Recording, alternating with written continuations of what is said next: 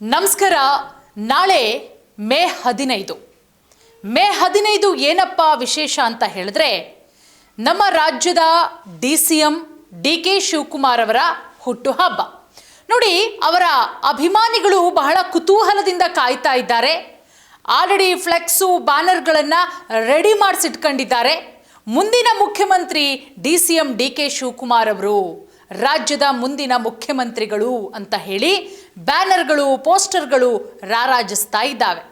ನೋಡಿ, ಡಿ.ಸಿ.ಎಂ. ಡಿ.ಕೆ. ಶಿವಕುಮಾರ್ ಅವರು ಕೂಡ ಚಾತಕ ಪಕ್ಷಿಯಂತೆ ಕಾಯ್ತಾ ಇದ್ದಾರೆ ಕಳೆದ ಕೆಲ ತಿಂಗಳುಗಳಿಂದ.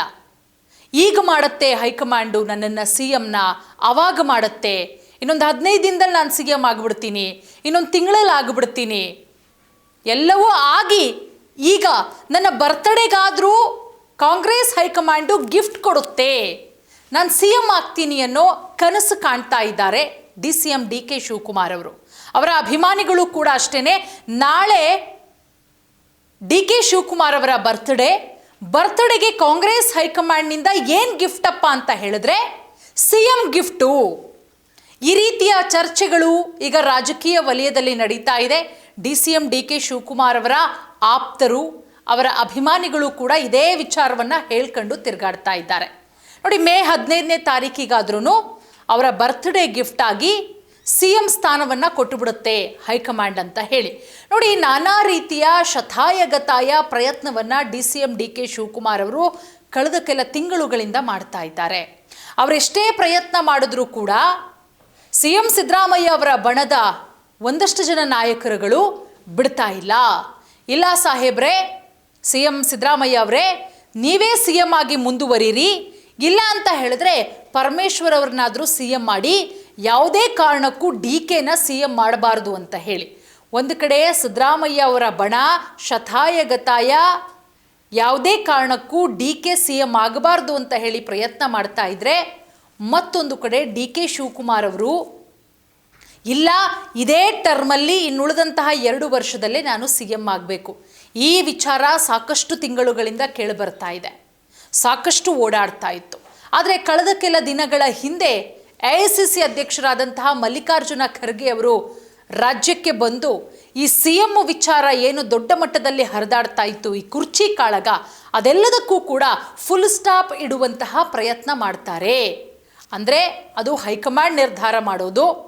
ಹೈಕಮಾಂಡ್ ಅಂದರೆ ಸೋನಿಯಾ ಗಾಂಧಿ ಅವರು ನಿರ್ಧಾರ ಮಾಡ್ತಾರೆ. ಸದ್ಯಕ್ಕಂತೂ ಈ ವಿಚಾರ ಚರ್ಚೆಯಾಗಿಲ್ಲ ಅಂತ ಹೇಳಿ ಏನು ಸಿ.ಎಂ. ವಿಚಾರ ಚರ್ಚೆ ಆಗ್ತಾ ಇತ್ತು ಅದೆಲ್ಲದಕ್ಕೂ ಕೂಡ ತೆರೆ ಎಳೆಯುವಂತಹ ಪ್ರಯತ್ನ. ಆದರೆ ಮೇ ಕ್ರಾಂತಿ ಆಗಿಬಿಡುತ್ತೆ. ಮೇ 4ನೇ ತಾರೀಕಾದ್ಮೇಲೆ ದೊಡ್ಡ ಮಟ್ಟದ ಬದಲಾವಣೆ ಆಗುತ್ತೆ.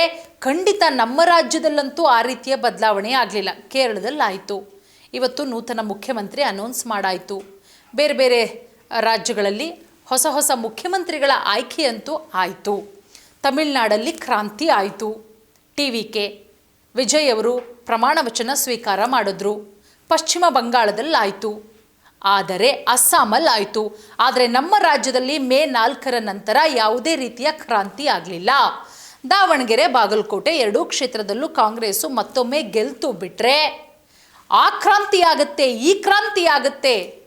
ಮೇ 15 ಬಂದರೂ ಕೂಡ, ತಿಂಗಳ ಅರ್ಧ ಮುಗಿದ್ರೂ ಕೂಡ ಯಾವುದೇ ಕ್ರಾಂತಿನೂ ಆಗಲಿಲ್ಲ. ಸಿ.ಎಂ.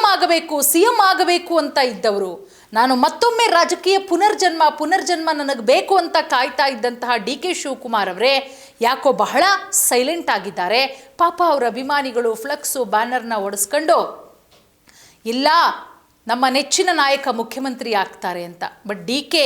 ಹಾಗೆಲ್ಲ ಮಾಡಂಗಿಲ್ಲ, ದಂಡ ಹಾಕಿಸ್ಬಿಡ್ತೀನಿ, ಮತ್ತು ಬರ್ತ್ಡೇ ಯಾರು ಸೆಲೆಬ್ರೇಟ್ ಮಾಡಬೇಡಿ ಅಂತ ಹೇಳಿರೋದು ಕೂಡ ಎಲ್ಲೋ ಅಭಿಮಾನಿಗಳಿಗೆ ನಿರಾಸೆ ಅಂತಲೇ ಹೇಳಬಹುದು. ಬಟ್ ಪಾಪ ಚಾತಕ ಪಕ್ಷಿಗಳಂತೆ ಕಾಯ್ತಾ ಇದ್ದಾರೆ ಡಿ.ಸಿ.ಎಂ. ಡಿ.ಕೆ. ಶಿವಕುಮಾರ್ ಅವರ ಅಭಿಮಾನಿಗಳು. ನಾಳೆ ಮೇ 15 ಅವರ ಬರ್ತ್ಡೇ. ನಾಳೆ ಒಳಗಡೆನೇ ಏನಾದರೂ ಒಂದು ಮ್ಯಾಜಿಕ್ ಆಗಬಹುದಾ ಅಂತ ಹೇಳಿ ಗೊತ್ತಿಲ್ಲ, ಯಾವ ಟೈಮಲ್ಲಿ ಏನಾಗುತ್ತೋ ಅಂತ ಹೇಳಿ. ಬಟ್ ಸದ್ಯದ ಪರಿಸ್ಥಿತಿ, ರಾಜ್ಯ ರಾಜಕೀಯದ ಬಗ್ಗೆ, ರಾಜ್ಯ ಕಾಂಗ್ರೆಸ್ನಲ್ಲಿ ಆಗ್ತಾ ಇರುವಂತಹ ಬೆಳವಣಿಗೆ ನೋಡಿದ್ರೆ ಸಿ.ಎಂ. ವಿಚಾರವನ್ನು ಡಿ.ಸಿ.ಎಂ. ಡಿ.ಕೆ. ಶಿವಕುಮಾರ್ ಅವರು ಮರೆತರೆ ಒಳ್ಳೆಯದು. ನಾವು ಹೇಳ್ತಾ ಇರೋ ಮಾತಲ್ಲ, ರಾಜ್ಯದ ಜನ ಹೇಳ್ತಾ ಇರುವಂತಹ ಮಾತು. ಇನ್ನು 2 ವರ್ಷ ಸಿದ್ದರಾಮಯ್ಯ ಅವರೇ ಮುಂದುವರಿಯುವಂತಹ ಸಾಧ್ಯತೆಗಳು ಕೂಡ ಇದೆ. ಬೇರೆ ಬೇರೆ ಕಾರಣಗಳನ್ನು ಕೊಟ್ಟು ಕಾಂಗ್ರೆಸ್ ಹೈಕಮಾಂಡ್ ನಾಯಕರು ರಾಹುಲ್ ಗಾಂಧಿ ಇರ್ಬೋದು, ಸೋನಿಯಾ ಗಾಂಧಿ ಅವರು ಈ ವಿಚಾರವನ್ನು ಹಿಂಗೆ ಮುಂದಕ್ಕೆ ತಳ್ತಾರೆ. ಅಲ್ಲಿಗೆ ಇನ್ನೊಂದೇ ವರ್ಷ ಉಳಿಯೋದು, ಅಲ್ಲಿಗೆ ಇನ್ನೊಂದು 6 ತಿಂಗಳು ಮತ್ತೆ ಎಲೆಕ್ಷನ್ ಬರುತ್ತೆ ನೋಡೋಣ, ಈ ರೀತಿ ಮಾಡುವಂತಹ ಸಾಧ್ಯತೆಗಳು ಕೂಡ ಇದೆ. ಬಟ್ DCM DK ಶಿವಕುಮಾರ್ ಅವರು ಕೂಡ ಪಕ್ಷಕ್ಕೋಸ್ಕರ ನಿಷ್ಠಾವಂತರಾಗಿ ಕೆಲಸ ಮಾಡಿದ್ದಾರೆ. ಪಕ್ಷ ಕಷ್ಟದಲ್ಲಿದ್ದಂತಹ ಟೈಮಲ್ಲಿ ಪಕ್ಷವನ್ನು ಕೈಯಲ್ಲಿಟ್ಟು ಎತ್ತಿರುವಂತಹ ಕೆಲಸ ಮಾಡಿದ್ದಾರೆ. ಎಂತಹ ಟ್ರಬಲಲ್ಲಿ ಇದ್ದಂತಹ ಟೈಮಲ್ಲೂ ಕೂಡ ಟ್ರಬಲ್ ಶೂಟರ್ ಅಂತ ಹೆಸರು ತಗೊಂಡವ್ರೆ. ಅದು ನಮ್ಮ ರಾಜ್ಯ ಅಲ್ಲ, ಬೇರೆ ರಾಜ್ಯದಲ್ಲೂ ಕೂಡ ಪಕ್ಷ ಇಕ್ಕಟ್ಟಿಗೆ ಸಿಲುಕಾಕೊಂಡಂತಹ ಸಮಯದಲ್ಲೂ ಕೂಡ. ಬಟ್ ಪಕ್ಷ ಯಾಕಂಗೆ ಮಾಡ್ತಾ ಇದೆ ಹೈಕಮಾಂಡು ಗೊತ್ತಿಲ್ಲ. ಅವರ ಅಭಿಮಾನಿಗಳು ಸುಮ್ಮನೆ ಇದ್ದು ಬಿಡ್ತಾರಾ? DK ಸುಮ್ಮನೆ ಇದ್ದು ಬಿಡ್ತಾರಾ? ನಾನು ರಾಜಕೀಯ ಮಾಡೋಕ್ಕೆ ಬಂದಿರೋದು ರಾಜಕಾರಣಕ್ಕೆ ಅಂತ ಹೇಳಿದ ಮೇಲೆ ಸುಮ್ಮನೆ ಇದ್ದು ಬಿಡ್ತಾರಾ? ನಾಳೆ ಬರ್ತ್ಡೇ, ಸೊ ನಂತರನಾದರೂ ಬರ್ತ್ಡೇ ಆದಮೇಲಾದರೂ ಗುಡ್ ನ್ಯೂಸ್ ಸಿಗುತ್ತಾ, ಅಥವಾ ನಾಳೆನೇ ಹೈಕಮಾಂಡಿಂದ ಗುಡ್ ನ್ಯೂಸ್ ಸಿಗುವಂತಹ ಸಾಧ್ಯತೆಗಳಿದೆಯಾ ಗೊತ್ತಿಲ್ಲ.